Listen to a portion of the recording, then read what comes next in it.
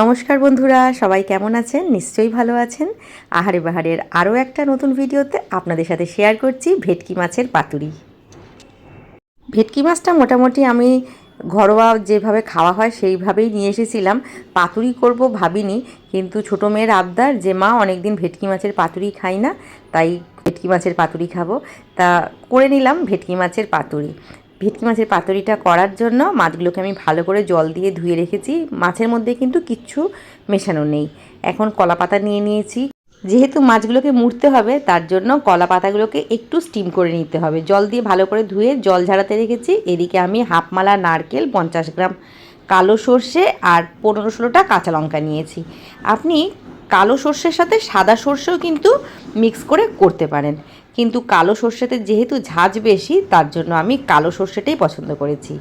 আর পুরো গ্যাস ওভেনের ওপরে পাতাগুলোকে জাস্ট একটু সেঁকে নিচ্ছি, তাতে পাতাগুলো নরম হয়ে যাবে, যাতে মোড়ার সময় ভেঙে না যায় বা ভাঁজ থেকে যে খুলে খুলে যায় সেরকম যেন না হয়।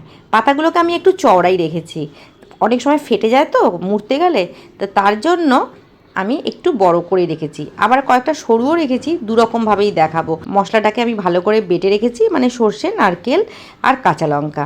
আর একটু না বেশ করে যে বেটে রেখেছি, সবটা কিন্তু আমি একসাথে দিয়ে দেব না। মাছগুলোর মধ্যে আমি কিন্তু সর্ষে, নারকেল, কাঁচা লঙ্কা বাটাটা দিয়ে দিচ্ছি, আর একটু সর্ষে নারকেল বাটাটা আমি রেখে দিচ্ছি, কারণ প্রয়োজন যদি লাগে আমি আর একটু দেবো।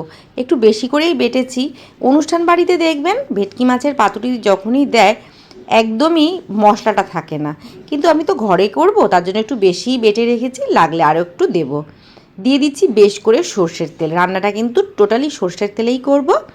আর যেহেতু আমি এর মধ্যে হলুদ দেব না, মশলাটা দিয়েই আমি পর্যাপ্ত পরিমাণে নুন দিয়ে দিচ্ছি।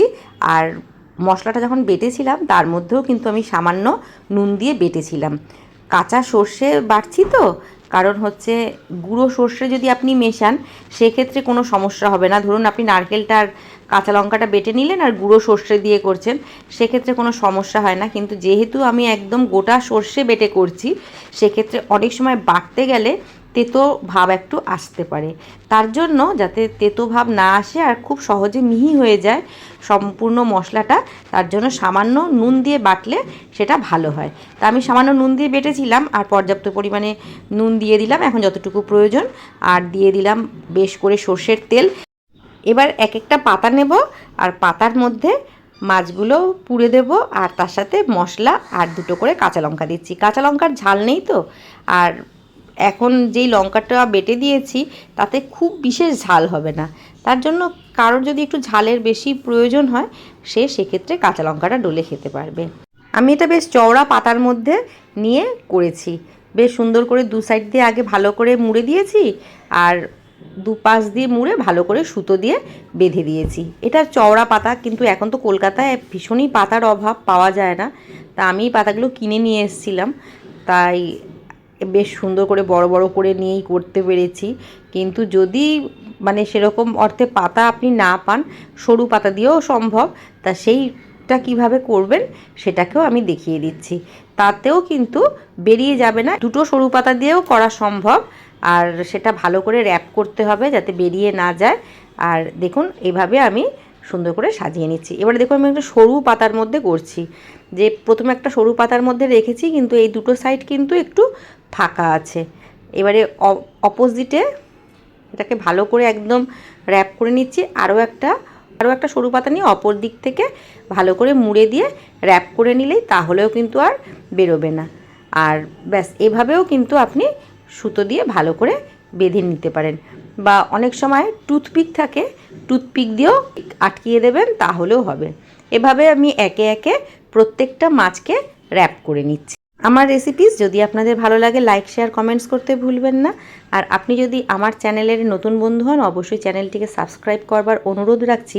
পাশে থাকা বেল আইকন প্রেস করে তার অল নোটিফিকেশান অন করে দেবেন, যাতে নিউ ভিডিওর আপডেটস সবার প্রথমে আপনিই পান। দেখুন একে একে করে সব কটা পাতুরি আমি সুন্দরভাবে র্যাপ করে নিয়েছি। এবারে আর কিছুই না, এবার আমি একটা প্যান বসিয়ে নিয়েছি, আর এইটাকে কিন্তু দুরকমভাবে করা যায়।